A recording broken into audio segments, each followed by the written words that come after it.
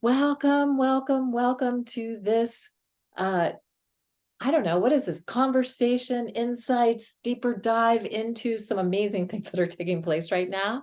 I'm Kaylin Castell. I'm here with Zoe Flowers, and it's been a little while since we connected because we've both been on our various adventures and getting downloads and information and insights from those adventures.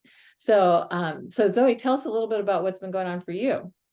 Sure. Hi, everybody. It's definitely been a while. If you can't tell, I'm in a hotel room. So definitely traveling, journeying around our country, which has been great. It's funny, it's been a lot of family and friends this summer, weddings and funerals. I mean, it's been like the full childhood birthdays, family vacations. So it's been a very like numerology, like a six. It's been like a very six summer, like very much family gatherings and yeah, and at the same time things feeling kind of slow, but I feel like things are speeding up as well. So at this point. So yeah, so excited for this conversation today. What, Yeah. what have you been up to? I've also been up to traveling. I did a week on the river, the Green River in Utah, in Canyonlands, Utah, that flows into the Colorado River. So off the grid, off the off the mainstream consciousness grid and everything else as well.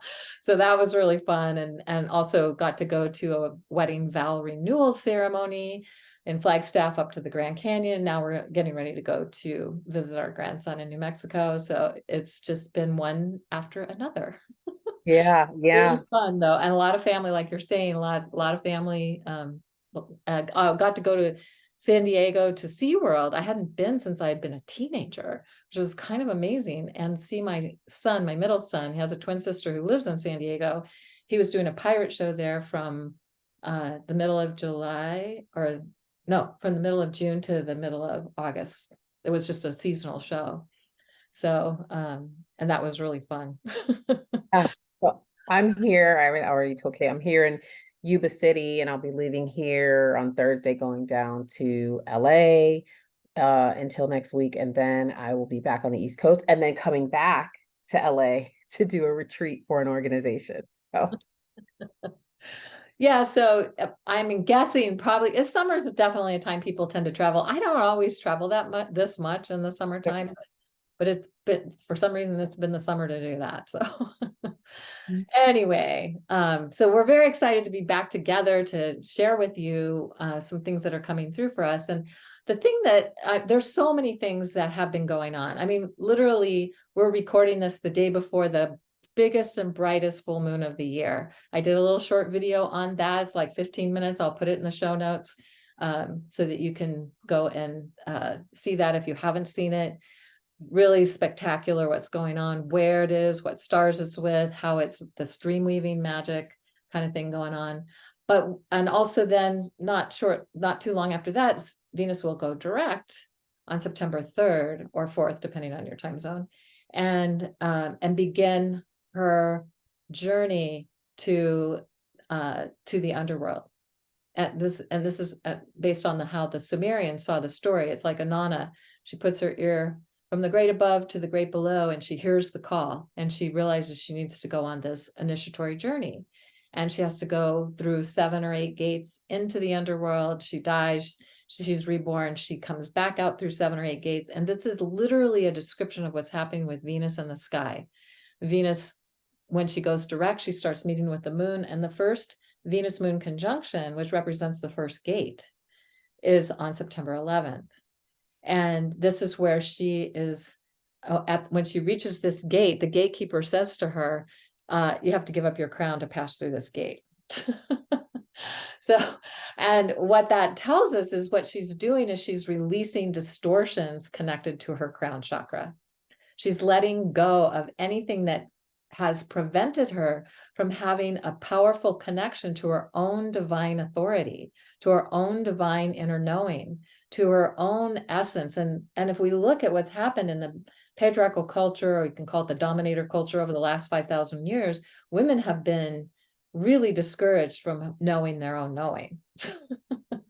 So this is a powerful gate to really reclaim that. And this Venus cycle is also, the whole 19-month cycle is featuring the Leo goddess.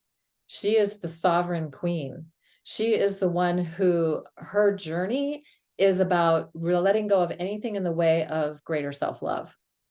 So healthy, genuine self-love, not the self-love that's creepy or like, I'm so great and you need to tell me how great I am, kind of more narcissistic expression of self-love, which actually comes from a place of not really feeling or knowing that you are a divine being and that your presence is a gift and that you really don't have to do anything. Just show up and shine your light of love.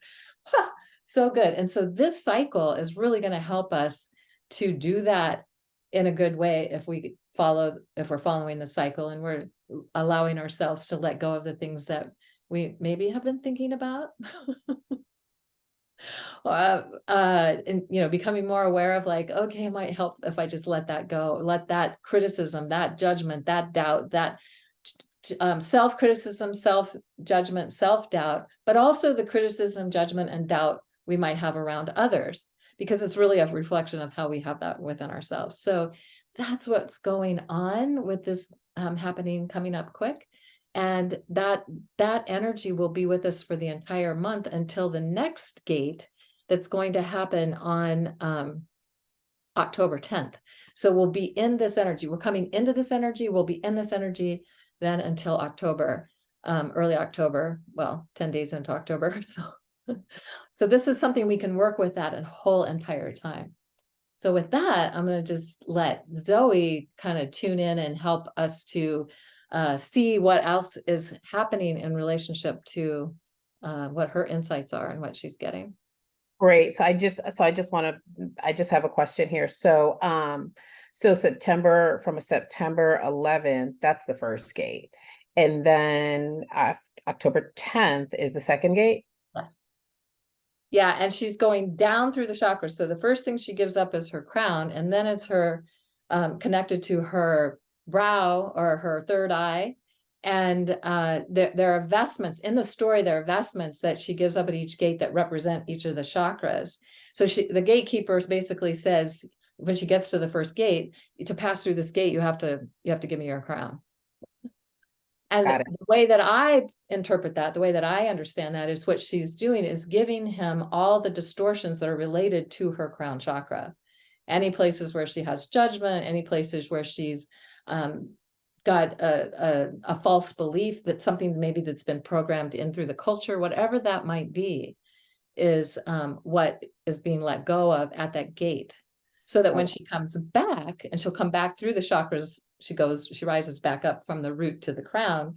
When she gets back to getting her crown back, she has a healthy relationship with her divine authority, and recognizing that she is not separate from the divine. She is an expression of the divine.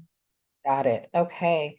So the first question I'm hearing is like a theme. So what is the theme for the collective that's watching this? What is the theme to pull out here? What is the sentence I'm seeing? This came out before and I shuffled again, and here it is again, and it's testimony. Love is stronger than death. So this is actually from the Mary Magdalene Oracle. And so, wow.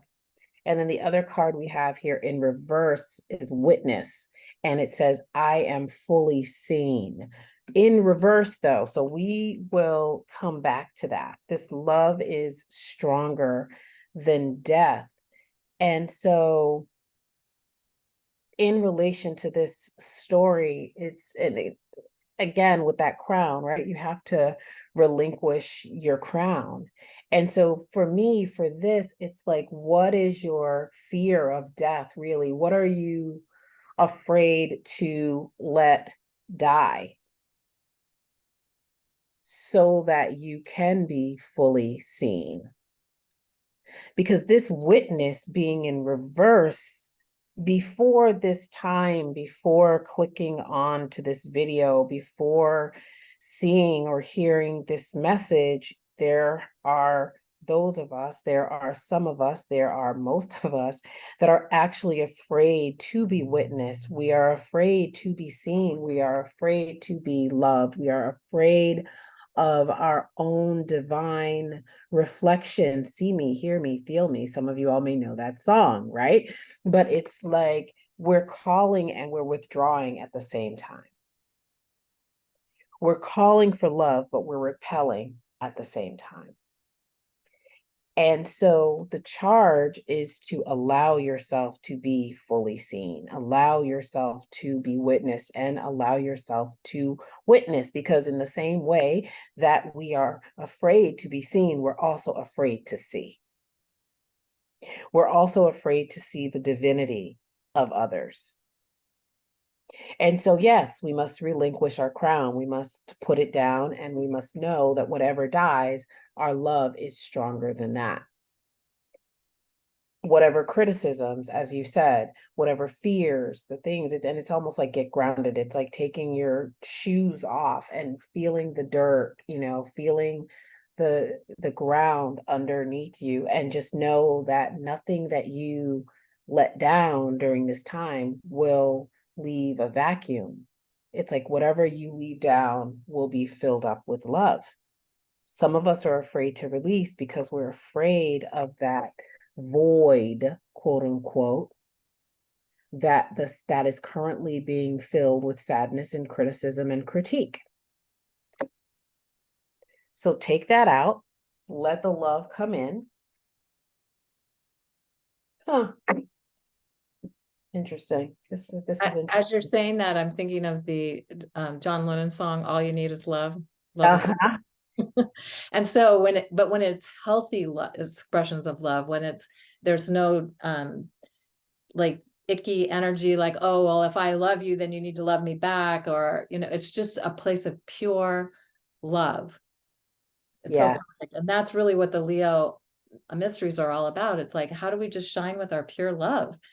And that we don't have to prove ourselves. We don't have to, but to allow our light to shine, that love light to shine from within us. Beautiful. That's just so perfect. Mm-hmm. And then it's just like good things. It's Three of Swords in reverse. So here's the forgiveness. Here's the swords literally falling out of our heart. Love that. More intuition, even more than sort of the herb that's associated with this. I just love this visual.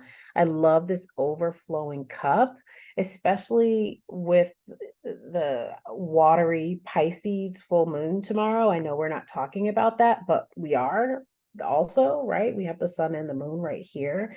And I just love this overflow. I love this overflow. And I think that's the word I'm hearing is like overflow. And then we have the Justice card. Well, we can talk about that full moon. I mean, some people might see this a little bit after that, but this energy of this full moon and the Pisces, which is the dreaming energy, the sun is in Virgo, which is the weaving the web of life. And how are we dream weaving a new web? How are we dream weaving a new earth? And that's going to be at play for a long time, but whatever we're tuning into now. So I love that's coming in, and that looks just so perfect. Doesn't it? It's perfect. Oh my gosh, so perfect. So gorgeous. It's so gorgeous. And then we have the Justice card showing up just in time for Libra season. Like, so by Libra season, right? Is this the feeling? Are we tapped into our intuition? Are we feeling that overflow by Libra season? Hopefully. Yeah. We can set our intention for that, perhaps. Yeah. And start to work on that, allowing ourselves to be seen, allowing good things to overflow. I just love this card. Beautiful. Oh, I love it too. So beautiful. Love that. It looks like, is that an 8-pointed star at the top in the center there? That's what I was trying to figure out. This is an herb deck. So this is actually a blue lotus. Right. So, oh, it's got, oh, okay. So I see it better now. Yeah. Okay. Beautiful. It looks like there's 8 points, but there's also additional points behind the 8 points. So very cool. Very cool. So that's what I have. That's pretty cool. That is so cool. Wow. So thank you so much for everybody for tuning in and joining us in these powerful intentions that we are tuning into here, and I love how the cards and everything that you've just shared, Zoe, just is so aligned with what we're talking about. Like, you just can't make this stuff up. Right, because this is so Leo, right? Like I Yeah. am fully seen. Yeah. It's like show up and shine. And it doesn't mean that you have to be on a huge stage, but just allow your light to shine in whatever way is works for you. And it also does help to go beyond your comfort zone and allow yourself to be seen in ways that maybe you aren't always comfortable with, and just practice that. And I've shared this before. Some people may have heard me say this before, but I was absolutely terrified to talk in front of people for many years. And I just kept doing it every time I was asked. My heart would pound and I feel like I was going to pass out. And I finally got over it because I kept pushing that comfort, that, being so uncomfortable, like people having their eyes on me. Mhm. And now I can, like, if I, on Zoom calls, it's like, yeah, I'm not seeing people see me, so I'm pretty comfortable. But if I'm in a group of people, my heart can still pound a little, but it's nothing like it used to be. Nothing. Yeah. So it's giving ourselves permission to just really show up and be seen, because we're here. Our presence to this reality is a gift. Right. Our presence of who we are and how we're showing up, especially when we're showing up in the place of love, that is the gift, and that is changing everything on this planet. And we need to just show up and shine with that love. We need to show up and show out 100%, because if we're shrinking, then what we're left with is this in the upright, Yeah. right? If we're shrinking ourselves, Ow. all we're making room for is the critique and this and that. But it's like if we shine, it's like then those swords can like fall out. Oh, that's so perfect. Love, love, love that. All Yeah. right. So Great. until we meet again, Until we I'm meet again. hoping that you all are finding ways to show up and shine. Absolutely. Thank you. See you next time. Bye, everyone.